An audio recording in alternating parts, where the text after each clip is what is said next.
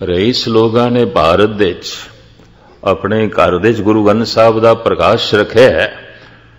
कोई विशेष ग्रंथी की ड्यूटी लाई हुई है, सवेरे प्रकाश भी कर जाए, शामी सुखासन भी कर जाए। उन्होंने कोल ते मत्था टेकण का भी वक्त कोई नहीं। लोगन राम खिलौना जाना। जिस दिन सुनन की रुचि बने, शौक पैदा हो गए, सुन के रस भी मिले, चंगा भी लगे, समझ लेना धर्म दे मार्ग ते यात्रा शुरू हुई है, वरना नहीं। बद्धा चट्टी जो भरे, ना गुण ना उपकार। गुरु अंगद देव जी महाराज का यह श्लोक है। इनू कोई गुण भी ना समझो, इनू कोई परोपकार भी ना समझो, इनू कोई धर्म भी ना समझो, बद्धा चट्टी कर रहे हैं।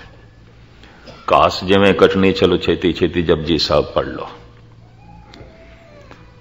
वो एक पौड़ी पढ़ ले, सिर्फ मूल मंत्र ही जप, जरा प्यार नाल, जरा एकाग्रता नाल, जरा ध्यान नाल। बद्धा चट्टी जो भरे, ना गुण ना उपकार, सेती खुशी सवारिए। गुरु अंगद देव जी महाराज कहते खुशी नाल कम कर। बद्धा चट्टी की वो कोई गुण भी नहीं है, वो कोई परोपकार भी नहीं है। किसी दे लिहाज करके गुरुद्वारे आया है, उंज नहीं आना सी, गुरु करके नहीं आया। बद्धा चट्टी पाठ कीता है, उंज अंदर कोई शौक नहीं है, वो मंग ते तरंग नहीं जागी। बाबे फरीद ने एक सोहनी मिसाल दे के अपनी एक अवस्था का जिक्र किया है। एक दिन उन्होंने इशा की नमाज नहीं पढ़ी सी। इशा की नमाज जब सूरज गरूब हो जाता है, आसमान ते लाली छा जाती है, उस समय भी एक मुसलमान नमाज पढ़ते हैं, उन्होंने इशा की नमाज कहते हैं।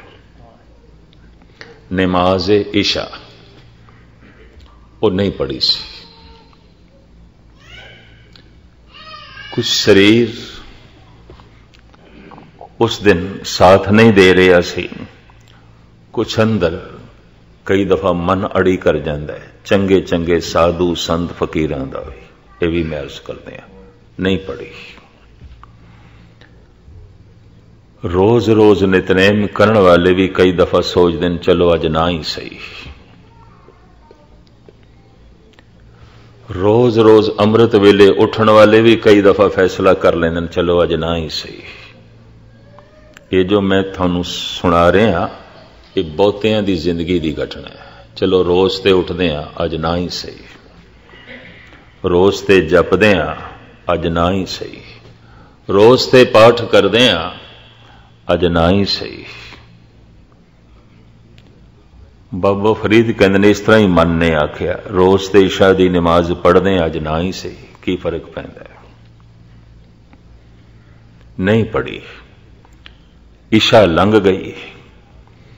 ते मुसलमानां दे च एक कहावत है, वेले दी नमाज कुवेले दियां टकरां। समय सिर और समय दी नमाज नहीं पढ़ी, बाद दे ते टकरां ही ने अगर पढ़ना है तो। समय का अपना प्रभाव होता है, समय का अपना असर है। सवेरे जो मन की हालत आती है, दोपहर दे चो नहीं आती। दोपहर दे जो मन की हालत आती है, शाम दे चो नहीं आती। शाम दे जो मन की हालत आती है, वो किसी हद तक रात दे च नहीं आती। समय का अपना प्रभाव है। सर्दी दे च मन की हालत कुछ होर हो जाती है, गर्मी च कुछ होर हो जाती है, मौसम खिजां दे च मन कुछ होर हो जाता है, मौसम बहार दे च मन कुछ होर हो जाता है। मौसम का बकायदा तन ते मन दे ते अपना प्रभाव है। इस वास्ते आदि काल तो ऋषि मुनिया ने, संत जना ने ऐसा आख्या, एक ऐसा समा भी है जिन्हों ब्रह्म मुहूर्त कह सकते हैं, अलल सुबह कह सकते हैं, अमृत वेला कह सकते हैं। उस समय का असर, उस वेले का असर, उस वक्त का असर, उस समय का प्रभाव। और सतगुरां दी बाणी दा फरमान है, हर अमृत वेले वते का बीजया, भगत खाए खर्च रहे निखुटे नाई। टोट ही नहीं आती। इतनी बरकत है। पर हुण अंदर किधरे शौक होवे ते शौक उठावे। बाबा फरीद कहते ने उस दिन मन अड़ी कर गया, नहीं पढ़ी नमाज। फरीद कहते ने सारी रात करवटां दे लंघी, नींद ही ना आई।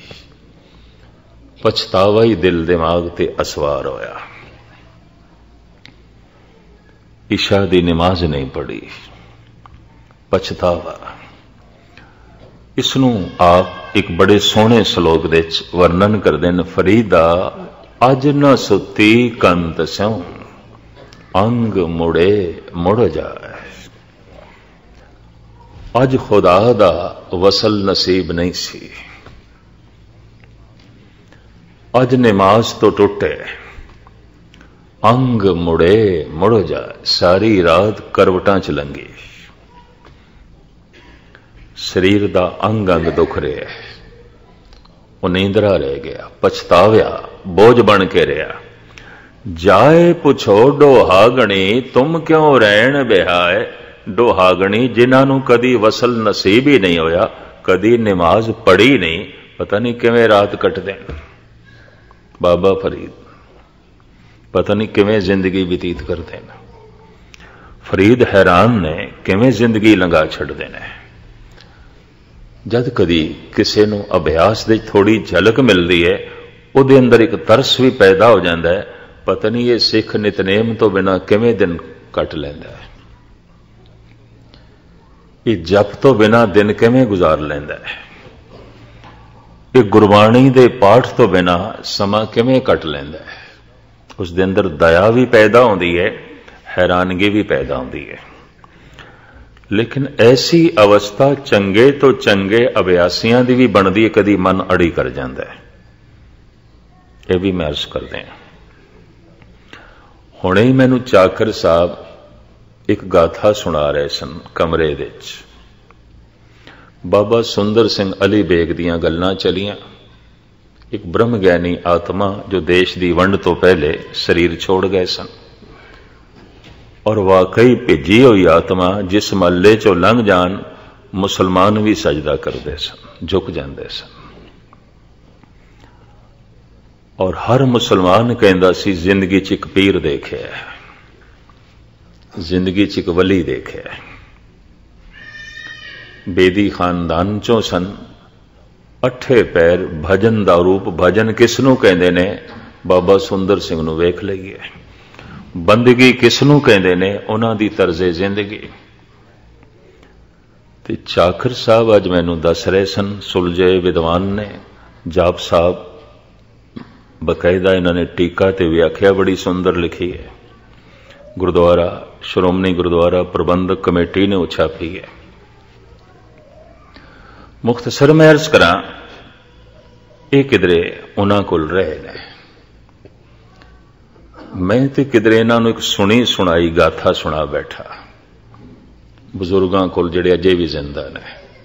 एक मुसलमान फकीर सी डेरे दे कोल। वो बाबा सुंदर सिंह जद रोटी लियान ते खांदा सी, उंज नहीं खांदा सी। ते बाबा सुंदर सिंह एक 3 दिन बीमार रह गए, रोटी नहीं पहुंचाई, नहीं खाधी उन्होंने। मीरपुर की बोली बोलदा हुंदा सी, रावलपिंडी ते कश्मीर की बोली की झलक सी उसकी। मुसलमान आके तरले लैन, फकीर साईं रोटी खाओ, ते बाबा सुंदर सिंह जी नूं तहसीलदार करके बुलांदा सी। मैं की तहसीलदार आवेगा खिलावेगा, उंज नहीं। बोली उधर दी बोलदा सी, मेरा तहसीलदार आएगा खिलाएगा, उंज नहीं। और गजब दी गल, जिस दिन उसने चलाना करना सी, जाना सी, बाबा सुंदर सिंह तो कुछ अरसा पहले गुजर गया। ते बाबा सुंदर सिंह ने बुला के कहने लगा, अज मेरा विआह है, मेरे वास्ते नवे कपड़े लिया। बाबा सुंदर सिंह सिला के लिया, चोला लिया, तहमत लिया, सिर ते कुल्ला बनदा सी, तुरे वाली पग ओ दिती। ते फिर कहने लगे, फकीर साईं मैनू पैरों नंगा भेजना ही खुदा दे घर, मेरे लिए जुतियां भी लिया। फिर बाबा सुंदर सिंह बाजार गए, जुत्ती भी ले आए उस वास्ते। बस जुत्ती पहनी ते इंज सलाम करके चलाना कर गया, जांदा रहा। वो फकीर बाबा सुंदर सिंह उस दियां रमजां जो है जानते सन। चाकर साहब अज मैनू दसन लगे भी बाबा सुंदर सिंह का भी मन एक दिन अड़ी कर बैठा। अमृत वेला सी ते सीत लहर चल रही सी, बहुत ठंड, क्योंकि कश्मीर की घाटी दे थल्ले ही सी अली बेग। भावें नेड़े गुजरात ते जेलम जिला लगदा सी, पर यह कस्बा कश्मीर दे च पै जांदा सी। आखिरी कस्बा, अगों पंजाब शुरू हो जाता सी, तो ठंड काफी सी। मन अड़ी कर गया, इतनी सीत लहर है। और उस जमाने सतपुरुष इस तरह दीयां आत्मावां करीबन करीबन ठंडे पानी नाल नहांदियां सन, गर्म पानी का रिवाज ही नहीं सी। ये तो सहजे सहजे सब कुछ बदले। भाई सीत लहर है, ठंड है, पानी बड़ा ठंडा है, अज नहीं नहांदे। कशमकश चली। उस कशमकश दे च अमृत वेले दा नितनेम जप ये भी दुबदा च रहा। होया कि अजे सूरज नहीं निकले, अजे अंधेरा है। एकदम चले गए, दूर नदी वगदी सी, नहर ठंडी। उस ठंडी नहर च खड़े हो गए, कहन लगे, हे मना, तू ठंड करके अज आलस कीता, अज तेनों सजा देनी है, मुड़ के अड़ी नहीं करेगा। मैनूं चाकर साहब दसदे रहे, डेरे च सवेर होई ते लोकी लभन, बाबा जी किथे ने। कोई 9 बजे दे करीब जब धुप निकली, पूरा चानना होया ते पता चलिया नहर दे च खड़े ने। लियांदा बाबियां नूं पुछया, ऐसा क्यों? कहंदा की करी, अज मन अड़ी कर गया। तो इस तो मैं अंदाजा लगाया बाबा फरीद मामूली तपीश्वर नहीं है, पहुंचे होया सूफी संत है। कहंदा कर गया मन अड़ी, अज न सुती कंत स्यों, अंग मुड़े मुड़ जाए, जाए पुछोडो हागणी, तुम क्यों रहन बिहाए। इस वास्ते मन नाल ते हर वक्त जंग करनी पैगी। और इस पंक्ति दे कुछ होर भी अर्थ ना कर लेना। कलगीधर पिता दी पंक्ति, खालसा सो जो करे नित जंग, खालसा सो जो चढ़े तुरंग, नित जंग, हर वक्त लड़े। तो इसका मतलब हर वक्त लड़ाई लई कोई माहौल बनावे, जब सुलह सफाई भी होवे तो कोई दुश्मन लभे लड़न वास्ते या किसी को दुश्मन बनावे, ये अर्थ नहीं है। खालसा सो जो करे नित जंग, खालसा हर वक्त अपने मन नाल जंग करे। क्यों? मन लो चे बुरियां गुर शब्दी ए मन होड़िए, ये पैदा हो जाते हैं ख्याल। मैनू एक हाफिज दा बोल भी याद आया। उसने भी एक दिन अमृत वेले तस्बीह सुट दी, फजर दी नमाज नहीं पढ़ी, अमृत वेले दी नमाज नहीं पढ़ी, कुरान शरीफ दी तलावत भी नहीं की थी। रोज करते हैं, चलो एक दिन ना ही सही तो की हो गया। ये हाफिज दा फैसला। और ईरान दे जितने सूफी संत होए ने, ईरानी सब तो सिरमौर मनते ने हाफिज नूं। इसदा मकबरा, इसकी कबर सोने की बनाई है, और ये उपर जिहड़ा मकबरा है वह कच्छ का बनाया है। कच्छ लाया नहीं, कच्छ नूं पिघला के ढाल के उसे दियां दीवारां, उसे दा ही गुंबद। ईरानी कारीगरी का एक नमूना। मैं जद इस गुंबद नूं देखिया, इस कबर नूं देखिया, भावें मैनू भाई मक्खण सिंह तहरान तो लै गए सन और कहंदे सन, ज्ञानी जी 4 बजे वापस चलांगे। मैं कहा भाई साहब जी गल इस तरह, हुण तुसीं वापस जाओ, मैं कल आवांगा। मैं इस जगह ने मैनू इन्ना प्रभावित किया। एक तो ईरानी कारीगरी का नमूना, एक चारों पासे लोकी कुरान की तलावत पे करते हैं। दूजी इत्थों की कोई वाइब्रेशन भी ऐसी है, गुरु चेते आउंदा है।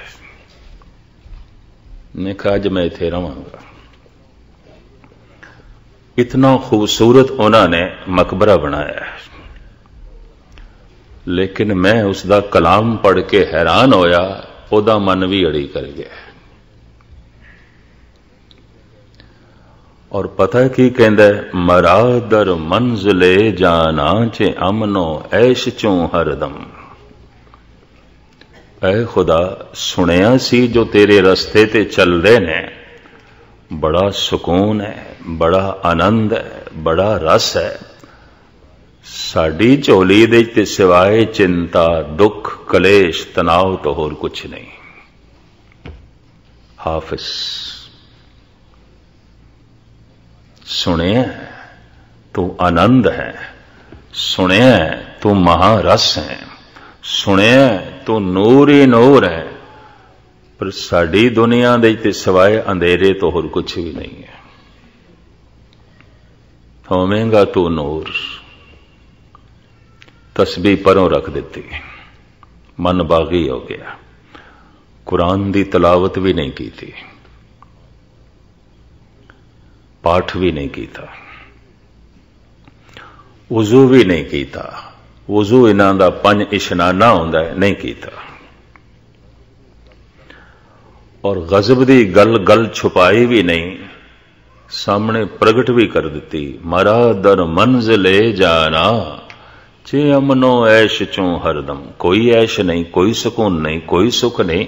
सुनिया हे प्रभु, ऐशी ऐश है तेरे नाम दे, आनंद ही आनंद है, रस ही रस है, चानना ही चानना है। सानू ते सिवाए ठोकरां दे होर कुछ नहीं लभ्या, सानू ते सिवाए मत्था मारन दे होर कुछ भी नहीं लभ्या। पर दूसरी पंक्ति बड़ी गजब दी।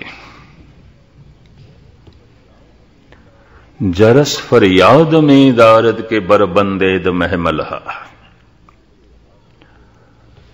किधरे हाफिज दे कन्ना च पड़ोसी ने खबर पाई कि थोड़े पड़ोस दे परले पासे जो मुखिया रहिंदा सी चलाना कर गए। घर दे थानू याद पे कर देन। सुट्टी हुई तस्बीह हाफिज ने चुक लई, परे सुट्टी हुई कुरान शरीफ भी चुक लई। वजू साजन लग पिया, नमाज पढ़न लग पिया। कहंदा जरस फरियाद में दारद के बरबंदे द महमला। मौत दा घड़ियाल वज रहा है, चल रुकदा क्यों है? किधर रस्ते च ही ना रह जाए, जिंदगी दा अंत हो जाए तो तू खुदा तक ही ना पहुंचे। मौत दे ख्याल ने फिर ये तस्बीह चुकन ते मजबूर कर दिता है, फिर कुरान शरीफ पढ़न ते मजबूर कर दिता है। फिर मैं वजू साजे और अगां चल के कहंदा है शबे तारीक बीमे मौज गर्दा वेचो नहीं आयल कुजादा निंदे हाले मां सुबुक सारा ने साहिल हा। कहंदा खड़ा मैं उरारा ते पारला कंडा तो मैनू दिखाई नहीं देंदा। संसार दे च मैं खड़ा, निरंकार दी ते कोई समझ कोई नहीं, कुछ भी झलक नहीं। धन दे च मैं खड़ा, धर्म दा ते कोई बोध नहीं। पदार्थां दे च मैं बैठा हां, परमात्मा दी ते कोई समझ नहीं। प्रभाव दे च जी रहा मैं संसार दे, खुदा दा ते कोई प्रभाव नहीं। परला कंडा मैनू नहीं दिखाई देंदा, भाव खुदा नहीं दिखाई देंदा, कुछ समझ नहीं, कुछ पता नहीं। शबे तारीक बीमे मौज गर्दा बेचो नहीं आयल। पारला कंडा भी नहीं दिखाई देंदा ते शबे तारीक रात भी हनेरी है। ते दरिया दे च घुमण घेरी भी बड़ी है। ते पार जाण दे शौक करके भावें कंडा मैनू नहीं दिखाई देता। खुदा दा एक शौक, भावें खुदा दी समझ कोई नहीं। चल पिया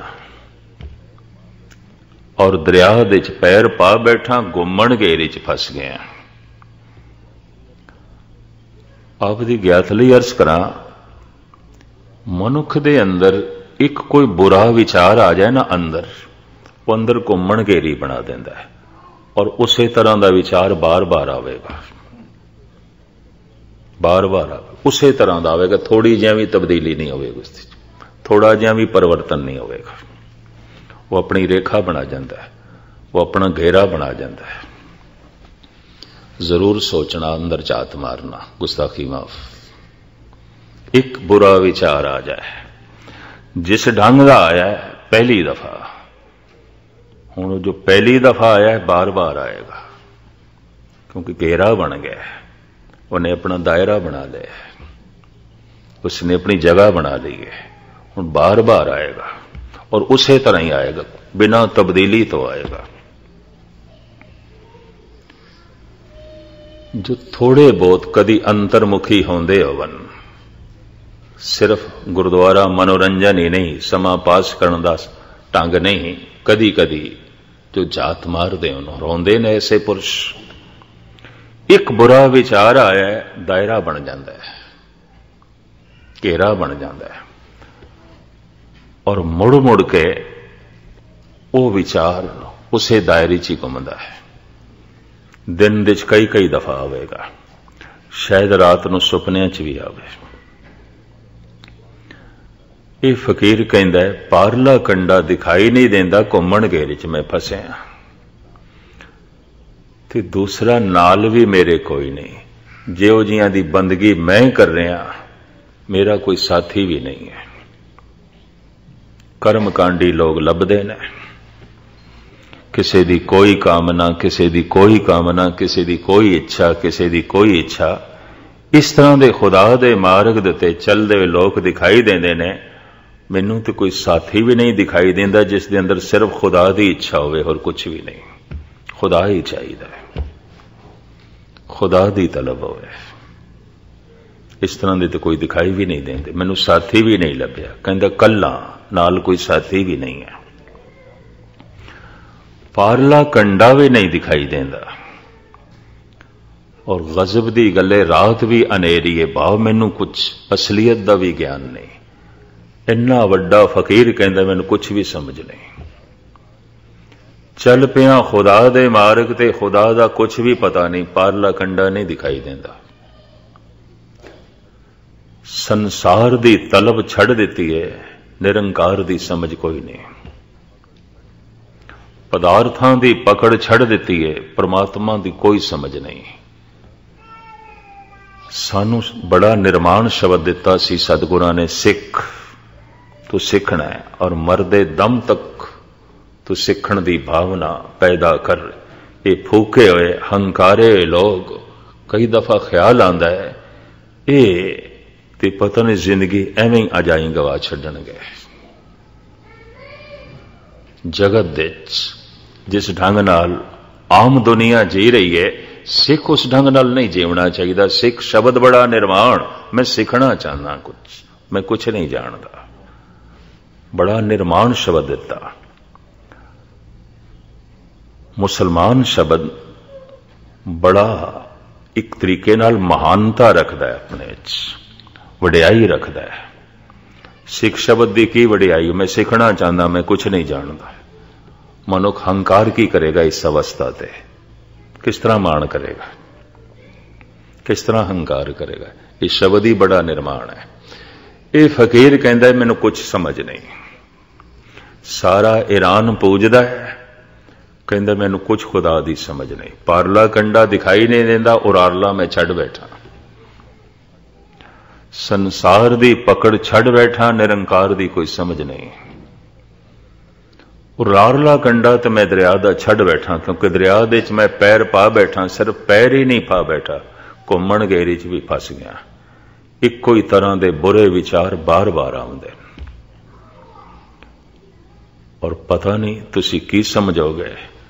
जिहड़े बहुता अभ्यास करते हैं बहुत अभ्यास करते हैं, उन्होंने इस तरह का महसूस होता है, बाकियां नूं नहीं। कारण काले कपड़े होवन और महीने 2 महीने की कालख भी चमड़ी होवे, तो इस तरह का मनुख किधरे गर्दो गुबार विच बैठ जाए तो उसनूं मैल नहीं दिखाई देती, अपने कपड़े पहले ही मैले ने। पर जिसके कपड़े बिल्कुल साफ सुथरे ने, चिट्टे ने, बेदाग ने, मिट्टी च बैठदियां माड़ा जिहा धब्बा लगदियां भी दिखाई देता है। इस तरह के फकीरां नूं एक तिनके जिन्नी गलती भी पहाड़ जिन्नी दिखाई देती, जबकि आम बंदियां नूं पहाड़ जितनी गलती एक तिनके जितनी भी नहीं दिखाई देती। ढंग होंदा है, निर्मल हिरदा हो जाए, छोटी गलती बहुत वड्डी दिखाई देती है। इनू दिखाई दे रही है इस फकीर नूं। और इस तरह के फकीरां ने कहा, अगर एक बुरा ख्याल आ गया है, वो अपना दायरा बना लेंदा है, घेरा बना लेंदा है, और बार बार आउंदा है, बार बार आउंदा है। इस चक्कर च ना पैना। ये जो उपनिषदां दे ऋषि या पुराणक ग्रंथ कहते हैं कि जब कोई तप करन लग पवे, इंद्रासन डोल जाता है और वो फिर अपछना बेचता है, उस तपेश्वर का तप भंग करता है, इंद्रासन डोल जाता है, इंद्रियां का आसन डोल जाता है, मनुख दे इंद्रे डोल जाते हैं, तपेश्वर दे अखां डोल जांदियां, कंन डोल जाते हैं, और कुछ भी नहीं डोलता। रसना डोल जाती है, खलड़ी डोल जाती है, इंद्रे डोल जाते हैं। इंद्र जो इंद्रियां दे तल ते जी रहे हैं और ये डोल जाते हैं, ये भटक जाते हैं, ये डोल जाते हैं। डोलते तो सारियां दे पैन इतना महसूस नहीं होता जितना उसनों महसूस होता जो जप करता है, तप करता है।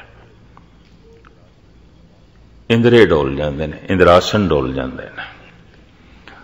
और इंद्रासन डोलेगा क्योंकि तीसरी ये पौड़ी भी इस तरह ही है, किधरे किसी दे धन नूं देख के डोलेगा, किसी दे रूप नूं देख के डोलेगा, और की डोलेगा, और की इंद्रासन डोलेगा। इंद्रियां दे आसन इस तरह ही डोलता है। किसी दे पदार्थ देख के जो है इंद्रिय डोलणगे, किसी दा रूप देख के डोलेगा, और की डोलेगा, और तो डोलन का कोई मतलब ही नहीं। इंद्रासन डोल जाता है, इंद्रा पछड़ा भेज देता है, नहीं कल्पना हो जाती है, रूप रंग की कल्पना हो जाती है, पराए धन की अंदर कल्पना हो जाती है, इंद्रे डोल जाते हैं।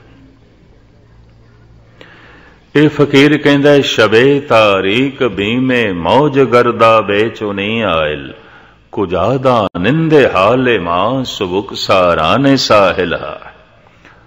कहता ओ बंदे मेरा हाल की जानन जेड़े इस रस्ते ते कदी चले ही नहीं। की पता उन्होंने मैं कितनी विपता देचा, कितनी अध्यात्म पीड़ा देचा। रात अंधेरी है, रास्ता दिखाई नहीं दे रहा, रस्ते ते चल रहे हैं, नमाज पढ़ रहे हैं, नमाज की समझ नहीं, तस्बीह फेर रहे हैं, इसकी समझ नहीं, कुरान पढ़ रहे हैं, इसकी समझ नहीं, अल्लाह हो कर रहे हैं, इसका पता नहीं, चल रहे हैं रस्ते ते रास्ता दिखाई नहीं देता। उरारला कंडा छड़ बैठा दरिया दा, पारला दिखाई नहीं देता, संसार दी पकड़ छड़ बैठा, निरंकार दिखाई नहीं देता,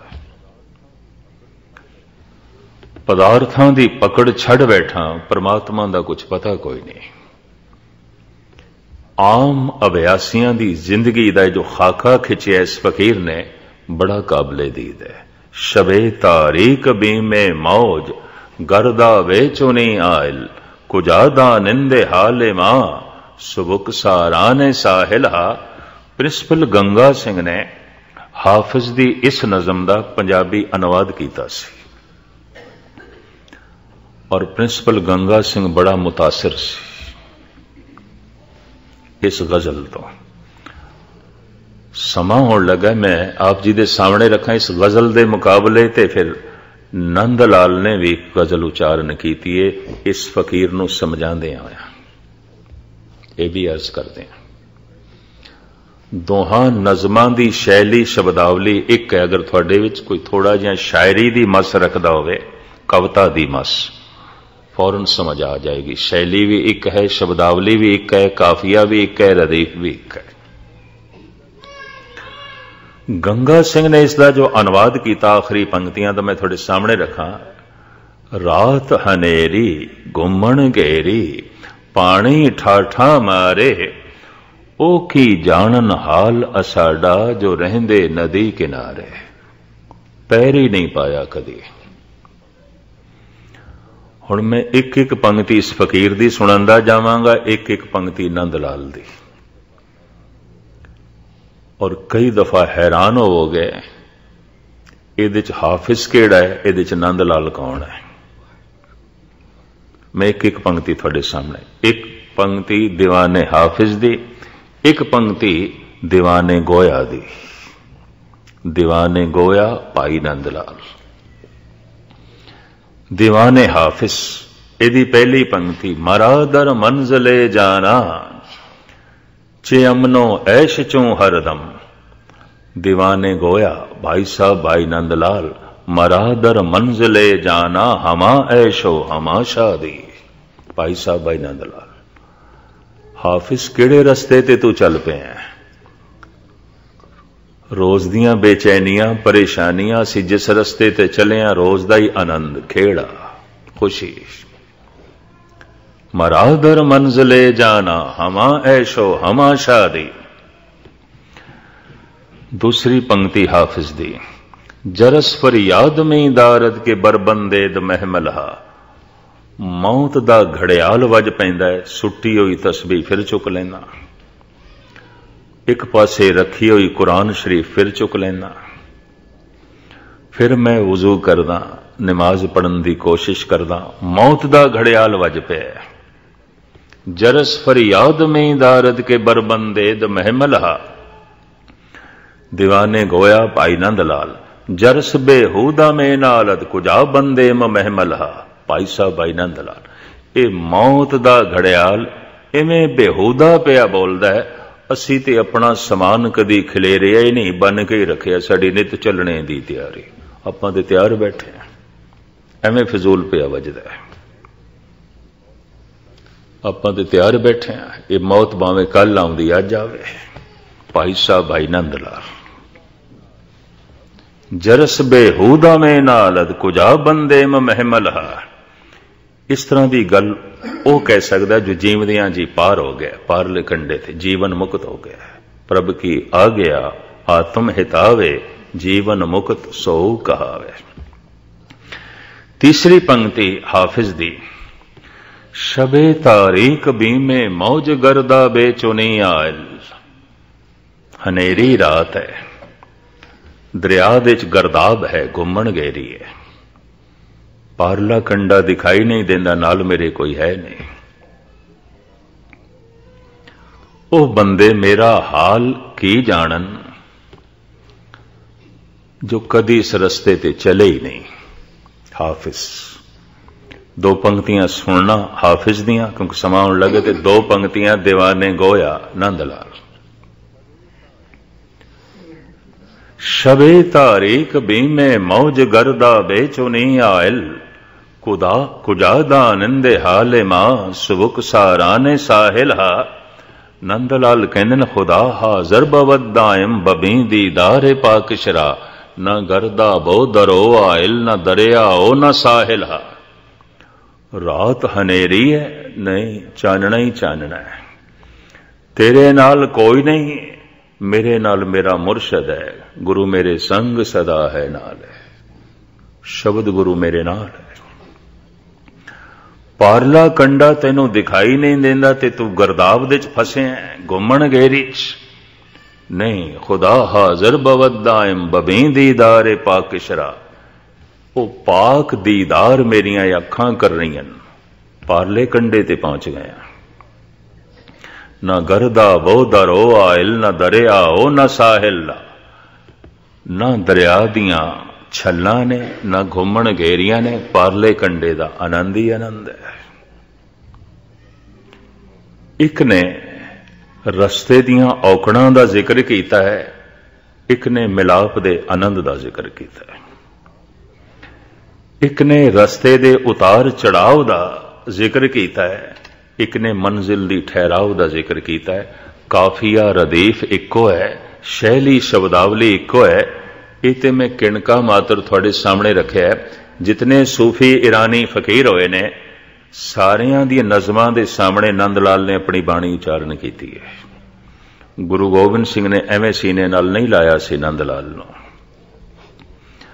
52 कवियां दे चों एवें सिरमौर नहीं बनाया सी। ये भी मैं अर्ज करते हैं। और ऐसियां ऐसियां घुंडियां नंद लाल ने खोलियां ने, बड़े बड़े वेदांती, खट शास्त्री, चतुर्वेदी, दार्शनिक फिलोसफर हैरान रह जाएंगे जिस ढंग नाल वो खोलते ने और जिस ढंग नाल वो सूफियां नूं जो है समझाते ने। खैर मुख्तसर जो है मैं अर्ज करा, बाबा फरीद कहंदे कदी कदी मन अड़ी कर सकता है और चंगे चंगे सतपुरुषों के मन अड़ी कर जाते हैं। यात्रा आरंभ हो गई है, चल पया, चलो अड़ी भी है, किसी दिन रुक गया पर चल पया। इसकी पहचान प्रभु की गल सुनन नूं जी करता है और जिस दिन सुनन नूं ना मिले हिरदा तड़पे। अज गुरबाणी नहीं सुनी, अज गुरु की गल नहीं सुनी, अज कोई परमात्मा की गल सुनन नूं नहीं मिली। महीना महीना भी सुनन नूं ना मिले कोई गल नहीं, तो गुरुद्वारे भी आ गए तो केड़ा सुनना है। गुस्ताखी माफ, कोई विरला सरोता होंदा है। ये भी मैं अर्ज करते हैं, कोई विरला। अगर कोई सुन लवे तो सुनदियां जो कुछ पलटा आ सकता है। 2 पौड़ियां च आपने सरवण कीता है और 4 पौड़ियां दे च मुख विचार ये चल रही है, नानक भगतां सदा विगास, सुनिए दुख पाप का नाश। सुनदियां ही पाप नाश हो जाते हैं, सुनदियां ही दुख नाश हो जाते हैं और सुनदियां ही सरूर तारी हो जाता है, सदीवी खेड़ा नसीब हो जाता है। सुनन दी महिमा पहली, दूसरी तो बाद तीसरी पौड़ी महाराज कहते ने, सुनिए सत संतोख ज्ञान। सत शब्द कला होवे ते इस दे अर्थ बनते ने अमर, अडोल, टिके होया। और जे किधरे तत्ते दे थल्ले औंकड़ होवे ते कला ही सत शब्द होवे, इहदे अर्थ बनते ने उच्चा इखलाक, आचरण। तत्ते नाल सियारी है, सत दे अर्थ ईश्वर बनता है, कायम दायम परमात्मा। सत शब्द दे नाल संतोख होवे तो सत दे अर्थ बन जाते हैं दान, परोपकार, दान। सतियां मन संतोख उपजे, इकट्ठे आउंदे, जिथे इकट्ठे आ जान उत्थे सत दे अर्थ ने दान। परमात्मा दा नाम सुनदियां सुनदियां मनुख दानी सुभाਅ दा हो जाता है। क्यों? संतोख पैदा हो जाता है, संतुष्टि पैदा हो जाती है और उसनों वंड के खाण का ख्याल पैदा हो जाता है। उसके अंदर इतनी दया पैदा हो जाती है, उसके अंदर बार बार देण दियां रुचियां पैदा होंदियां। किसी नूं सुख दे दियां, आराम दे दियां, किसी की लोड़ पूरी कर दियां, किधरे परोपकारी कमां दे च मैं अगे हो जावां। क्योंकि सत ने संतोखी बना दिता है, संतोख ने सत पैदा कर दिता है प्रभु का नाम सुनन करके। नहीं तो अक्सर दान कई दफा वपार होंदा है। किहड़ा वपार होंदा है? जिहदे नाल मंग जुड़ जाए।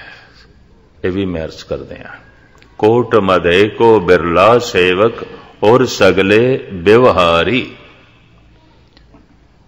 हथों छोड़न नूं दान कहते, छोड़ दिता है, कोई मतलब ही नहीं। हम नेकी कुन बचा अंदाख। शेख सादी कहते भला कर खूह दे सुट, ओदा ख्याल ना, ओदा ख्याल खूह दे सुट दे। ਹੱਥੋਂ ਛੋੜ ਦੇ। ਪਰਮਾਤਮਾ ਦਾ ਨਾਮ ਜੋ ਸੁਣਦਾ ਹੈ ਉਸ ਦੇ ਅੰਦਰ ਸੰਤੋਖ ਪੈਦਾ ਹੋ ਜਾਂਦਾ ਹੈ ਤੇ ਸੰਤੋਖ ਕਰਕੇ ਦਾਨੀ ਰੁਚੀਆਂ ਪੈਦਾ ਹੋ ਜਾਂਦੀਆਂ ਨੇ। ਹਾਂਜੀ, ਸੁਣਿਐ ਸਤ ਸੰਤੋਖ ਗਿਆਨ, ਸੁਣਿਐ 68 ਕਾ ਇਸ਼ਨਾਨ। ਪਰਮਾਤਮਾ ਦਾ ਨਾਮ ਸੁਣਦਿਆਂ ਸੁਣਦਿਆਂ ਹਿਰਦਾ ਇਤਨਾ ਪਾਵਨ ਹੋ ਜਾਂਦਾ ਹੈ ਮਾਨੋ 68 ਤੀਰਥਾਂ ਦਾ ਇਸ਼ਨਾਨ ਕਰ ਲਿਆ ਹੈ। 68 ਤੀਰਥਾਂ ਦਾ ਇਸ਼ਨਾਨ ਕੀ ਹੈ? ਪਰਮਾਤਮਾ ਦੇ ਨਾਮ ਨੂੰ ਸੁਣ ਲੈਣਾ।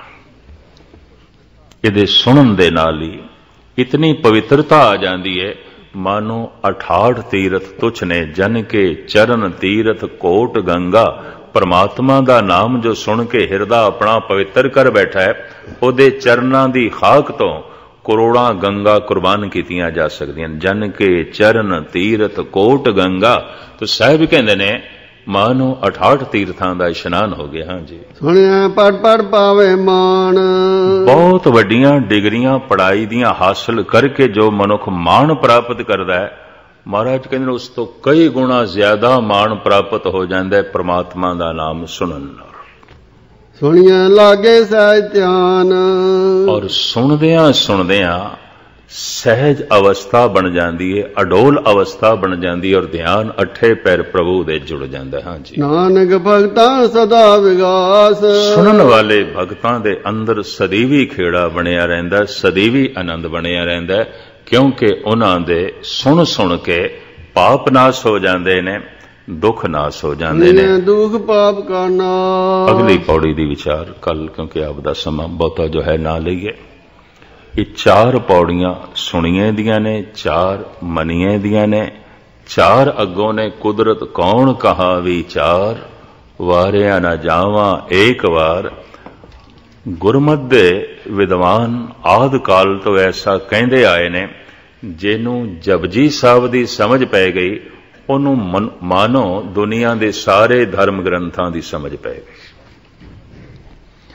ਜਿਹਨੂੰ ਜਪਜੀ ਸਾਹਿਬ ਦੀ ਸਮਝ ਪੈ ਗਈ ਉਹਨੂੰ ਤਤਸਾਰ ਦੀ ਪ੍ਰਾਪਤੀ ਹੋ ਗਈ। ਜਿਹਨੂੰ ਜਪਜੀ ਸਾਹਿਬ ਦੀ ਸਮਝ ਪੈ ਗਈ ਉਹਨੂੰ ਹੋਰ ਕੁਝ ਸਮਝਣ ਦੀ ਲੋੜ ਨਹੀਂ, ਉਸ ਨੂੰ ਹੁਣ ਚੱਲਣਾ ਹੈ। ਉਹਨੂੰ ਮਾਰਗ ਦਿਸ ਪੈਂਦਾ, ਉਸ ਨੂੰ ਮਾਰਗ ਦਾ ਜੋ ਹੈ ਪਤਾ ਚੱਲ ਜਾਂਦਾ ਹੈ। ਤੋ ਅਗਲੀ ਚੌਥੀ ਪੌੜੀ 'ਚ ਧੰਨ ਗੁਰੂ ਨਾਨਕ ਦੇਵ ਜੀ ਮਹਾਰਾਜ ਜੋ ਕੁਝ ਦੱਸਣਗੇ ਤੁਛ ਬੁੱਧੀ ਅਨੁਸਾਰ ਕੱਲ ਆਪ ਜੀ ਦੇ ਸਾਹਮਣੇ ਰੱਖਾਂਗੇ। ਇੱਥੇ ਹੀ ਸਮਾਪਤੀ। ਸਾਰਿਆਂ ਦਾ ਹਾਰਦਿਕ ਤੌਰ ਤੇ ਧੰਨਵਾਦ। ਭੁੱਲ ਚੁੱਕ ਦੀ क्षमा। ਵਾਹਿਗੁਰੂ ਜੀ ਕਾ ਖਾਲਸਾ, ਵਾਹਿਗੁਰੂ ਜੀ ਕੀ ਫਤਿਹ।